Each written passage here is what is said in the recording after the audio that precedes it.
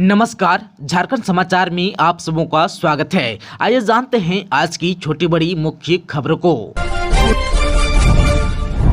झारखंड के 26 केंद्रों पर कल होगी आकलन परीक्षा। 11,000 से अधिक शिक्षक होंगे शामिल।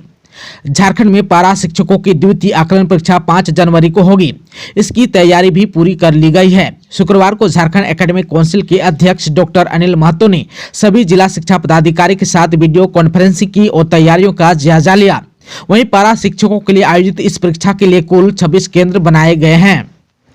इसमें कक्षा 1 से 5 तक की परीक्षा में कुल 9,650 और कक्षा 6 से 8 में 1,600 शिक्षक परीक्षा में शामिल होंगे। आकलन परीक्षा वैसे पारा शिक्षकों के लिए ली जाती है जो शिक्षक पात्रता परीक्षा में सफल नहीं है। परीक्षा में सफल होने पर शिक्षक के मानदेय में 10% की बढ़ोतरी होती है। आप सबको बता दूं कि प्राइमरी शिक्षक और मध्य विद्यालय के शिक्षकों के लिए अलग अलग मानदेय निर्धारित है। जैक बोर्ड 8वीं की परीक्षा 28 को, वहीं 9वीं की परीक्षा 29 से। झारखंड एकेडमिक काउंसिल की ओर से 8वीं और 9वीं बोर्ड परीक्षा का शेड्यूल जारी कर दिया गया है। 8वीं बोर्ड परीक्षा 28 जनवरी और 9वीं बोर्ड परीक्षा 29 व 30 जनवरी को होगी।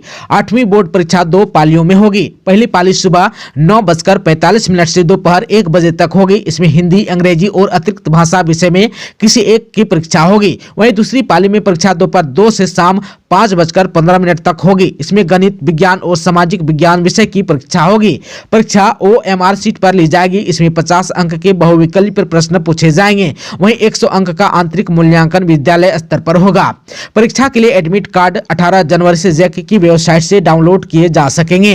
वहीं 9वीं बोर्ड परीक्षा में 40 अंक के बहुविकल्पीय प्रश्न पूछे जाएंगे। 9वीं बोर्ड में 5 मुख्य विषयों की परीक्षा OMR सीट पर होगी। इसमें 40 अंक के बहुविकल्पीय प्रश्न होंगे। वहीं 10 अंक का आंतरिक मूल्यांकन विद्यालय स्तर पर किया जाएगा। वादे से पीछे न हटे सीएम, 3200 रुपये क्विंटल धान की खरीद हो, मरांडी ने कहा। प्रदेश भाजपा अध्यक्ष बाबूलाल मरांडी ने शुक्रवार को कहा कि मुख्यमंत्री हेमंत सोरेन अपने वादे से पीछे न हटे। किसानों से 3200 रुपये प्रति क्विंटल की दर से राज्य सरकार धान की खरीद करे। उन्होंने आरोप लगाया कि किसानों को प्रोत्साहित करने की जगह सरकार उन्हें निराश कर रही है। मरांडी ने कहा कि सरकार में शामिल दलों ने चुनाव से पूर्व 3200 रुपये क्विंटल धान खरीदने की घोषणा की थी, पर राज्य सरकार अपने वादे से उलट गए हैं। आज जो है 2300 रुपये प्रति क्विंटल और 100 रुपये बोनस के साथ 2400 रुपये प्रति क्विंटल धान की खरीद हो रही है। सबको बता दूं कि सरकार ने 60 लाख क्विंटल धान खरीद का लक्ष्य रखा है, लेकिन अभी तक सभी जिलों में धान क्रय केंद्र खोले ही नहीं गए हैं। अफसरशाही इतनी हावी है कि वित्त मंत्री अपने क्षेत्र से धान क्रय केंद्र का बिना उद्घाटन किए ही लौटने को मजबूर हैं। राज्य में जहां केंद्र खुले भी हैं, उनमें कई स्थानों पर ताले लटके हैं। सरकार की उदासीनता के कारण किसान दलाल और बिचौलियों के चंगुल में आने को मजबूर है। ये जो है 1800 से 1900 रुपए प्रति क्विंटल धान बेचने को लेकर विवश है। मैया योजना कार्यक्रम 6 को एसएसपी ने सुरक्षा व्यवस्था को लेकर दिए कई दिशा निर्देश। नामकुम के खोजा टोली स्थित आर्मी ग्राउंड में 6 जनवरी को मैया सम्मान समारोह आयोजित होने वाला है। कार्यक्रम में सुरक्षा व्यवस्था को लेकर एसएसपी चंदन सिन्हा ने शनिवार को बैठक की और संबंधित पदाधिकारी को कई दिशा निर्देश भी दिए। बैठक में कार्यक्रम स्थल पर सुरक्षा, भीड़ और ट्रैफिक मैनेजमेंट को लेकर चर्चा की गई। साथ ही कार्यक्रम में जिन अफसरों और कर्मियों की ड्यूटी लगी है उन्हें भी आगाह किया गया। आप सबको बता दूं कि समारोह स्थल में सुरक्षा को लेकर 5000 पुलिस जवानों की तैनाती की जाएगी। साथ ही अलग अलग विंग बनाकर उसमें मजिस्ट्रेट भी तैनात किए जाएंगे। कार्यक्रम वाले दिन के लिए अलग से ट्रैफिक प्लान जारी किया जाएगा। सड़कों पर आवागमन प्रभावित न हो इसके लिए भी विशेष प्लान बनाए गए हैं। जगह जगह पर बैरिकेडिंग भी की जा रही है। वहीं कार्यक्रम में राज्य के सभी जिलों से लाभुक आएंगे। ऐसे में उनके बैठने के लिए अलग अलग ब्लॉक बनाए गए हैं। मुख्य मंच के आसपास सुरक्षा के लिए बेहतर सुरक्षा उपाय किए जा रहे हैं।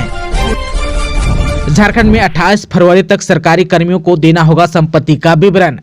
राज्य के सरकारी कर्मियों को चल और अचल संपत्ति का विवरण 28 फरवरी तक देना होगा।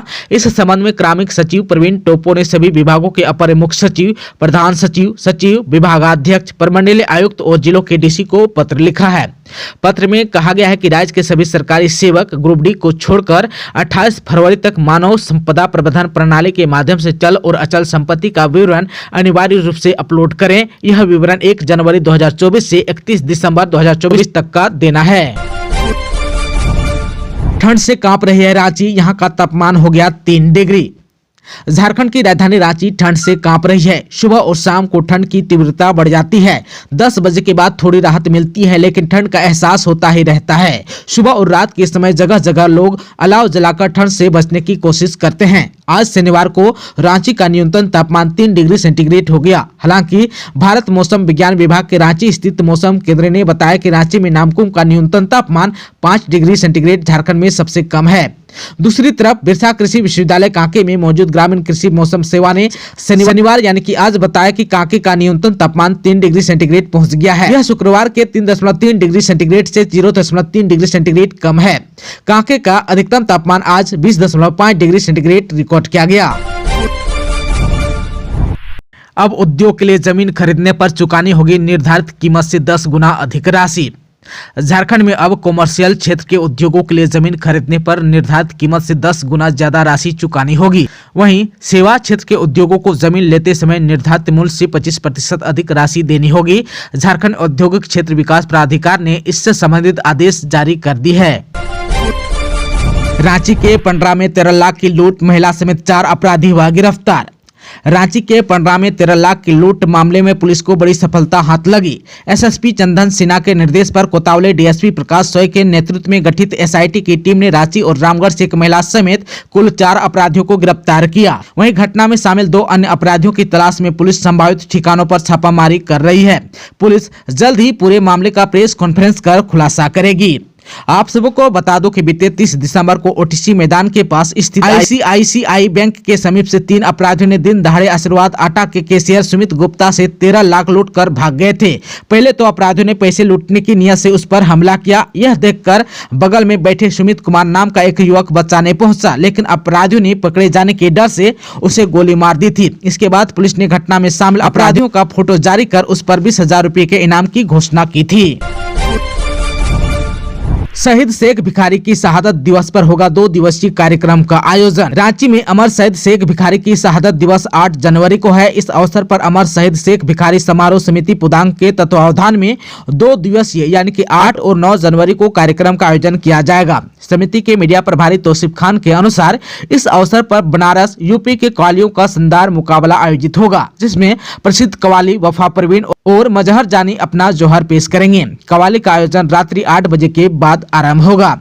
समारोह में बच्ची की खुशी का भी पूरा ध्यान रखा जाएगा। समारोह में बच्चों के लिए विशेष झूले लगाए जाएंगे ताकि मनोरंजन में कोई कमी न हो।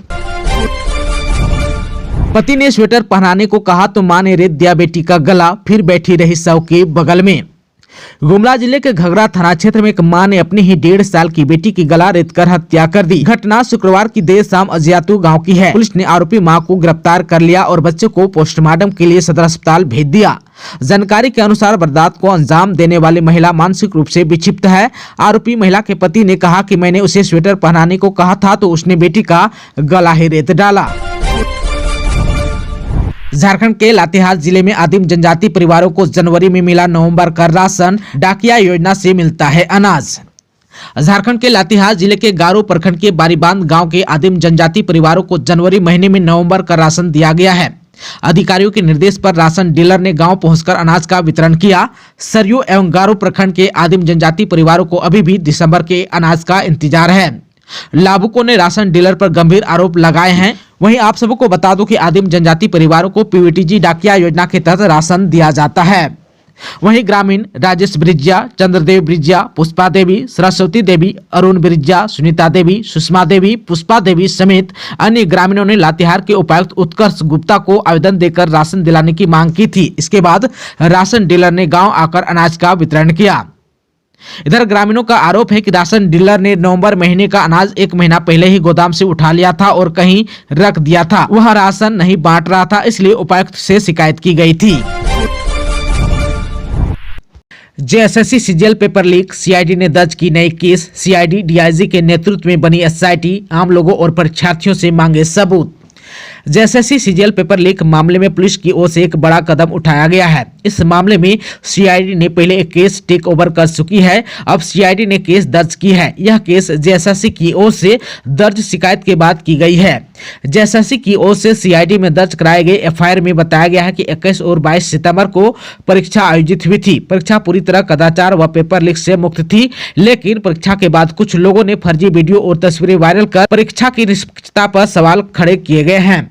वहीं पेपर लीक मामले में एक शिकायत रातू थाने में दर्ज कराई गई है। यह मामला राजेश कुमार के बयान पर 18 दिसंबर को दर्ज हुआ था। केस के आईओ अमर पांडे को बनाए गए थे। इस केस को भी सीआईडी ने टेक ओवर किया है। इस केस और जेएसएससी की शिकायत पर की गई केस की संयुक्त जांच एसआईटी करेगी। इसके लिए सीआईडी डीआईजी के नेतृत्व में टीम बनी हुई है।